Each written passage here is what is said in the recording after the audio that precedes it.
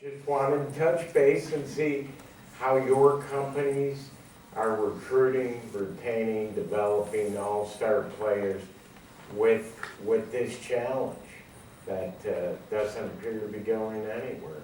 I would say, for me, coming into Rockwell as a smaller manufacturer, the 7 years I've been here, I think we've kind of evolved as a company as well.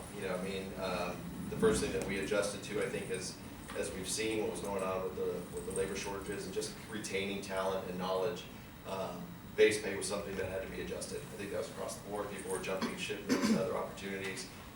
Along with that, just enhancing our benefits package, what we'd offer in, whether it's a bonus or incentives, the benefits we were bringing to the table. We went from like a simple IRA with a match to a 401k plan now. And we also do stuff to help, depending the role within the company, educational cost support to improve themselves and better themselves, things like that. So we try and just make a better compensation package to try and retain the people that we have. So with us, likely a lot of similarities to Rockwell, being a smaller organization as well, so we've experienced a lot of, oh, sorry about that. I hate microphones. So a lot of the same things that James just highlighted on.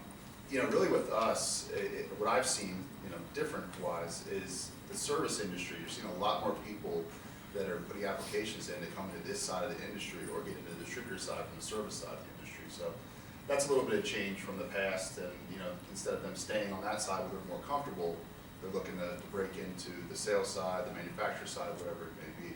But same things with you, competitive pay. Everybody's come to expect, having that truck, having those benefits. AMGUARD does fortunately provide really good benefits to employees, so I'm very fortunate for that. Our people are very fortunate for that, but it is very competitive out there. So. At UPL, it's a little different type of organization.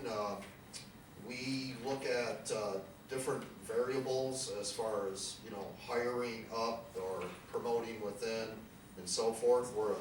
We're a smaller company. We don't have a lot of boots on the ground. And typically we look more heavily towards like experienced individuals. A lot of times when we have positions posted, I'll see anywhere between 90 to 130 applicants for the position.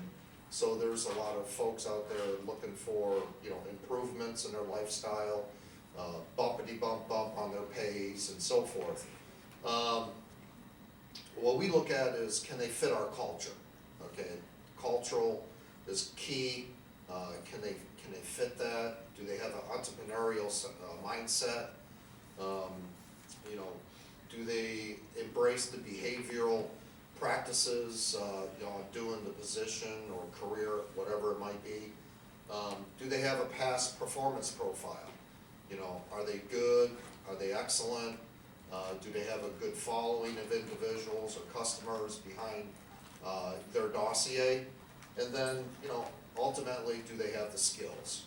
Skills is really important, but also, do they fit?